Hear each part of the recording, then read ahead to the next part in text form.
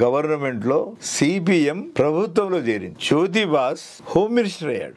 భూమి సమస్య మీద నక్సల్బరి పోరాటం, ఆ పోరాటం మీద ప్రభుత్వం తన నిర్బంధాన్ని కొనసాగించి జ్యోతిబాస్ హోమ్ మినిస్టర్ గా ఉండి ఆ నిర్బంధం అనేటువంటిది ఉనికిలోకి రావడంతో సిపిఎం యొక్క నిజస్వరూపం అనేటువంటిది బయటపడింది. ఇది గ్రేట్ డిబేట్ కు రెడీ లేదు, వర్గ పోరాటాలకు రెడీ లేదు, సాయుధ పోరాట పందకు రెడీ లేదు అనేది అప్పుడు సిపిఎం కు వ్యతిరేకంగా అంతర్గత పోరాటం జరిగింది. నక్సల్బరి పోరాటం అనేటువంటిది కేంద్ర బిందువుగా సిపిఎం లో అంతర్గత పోరాటం సాగి కమ్యూనిస్టు విప్లవకారులంతా కూడా బయటకు రావాలనేటువంటి వైఖరితోని సిపిఎం అనేటువంటిది ఎంత మాత్రం ఇది కమ్యూనిస్టు పార్టీ కాదు, నయా revisionist party. CPI revisionist party అయితే ఇది నయా రివిజనిస్ట్ పార్టీ.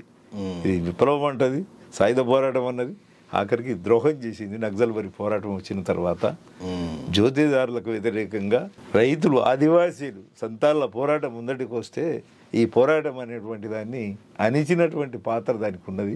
అందుకే వాళ్ళు ఎంత మాత్రం కమ్యూనిస్టులు కాదు, నయా రివిజనిస్టులు. అందుకే నయా రివిజనిజానికి వ్యతిరేకంగా పోరాటం కమ్యూనిస్టు విప్లవకారులంతా కూడా సరైన విప్లవ పార్టీని నిర్మించాలా, కమ్యూనిస్ట్ పార్టీని నిర్మించాలా అనేటువంటి యాంగిల్లోనే నక్సల్బరి పోరాటం మనం ఇక్కడ ఉనికిలోకి వచ్చింది. దాని మీద ఆధారపడే భారత విప్లవ పంద చర్చించబడ్డది.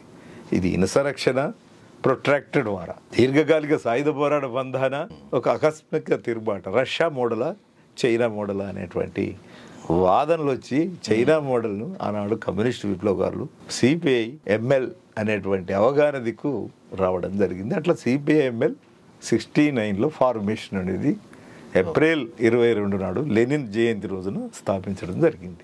అట్లా నక్సల్బరి పొంద ఉనికిలోకి వచ్చింది. ఇప్పుడు మీరు అన్నారు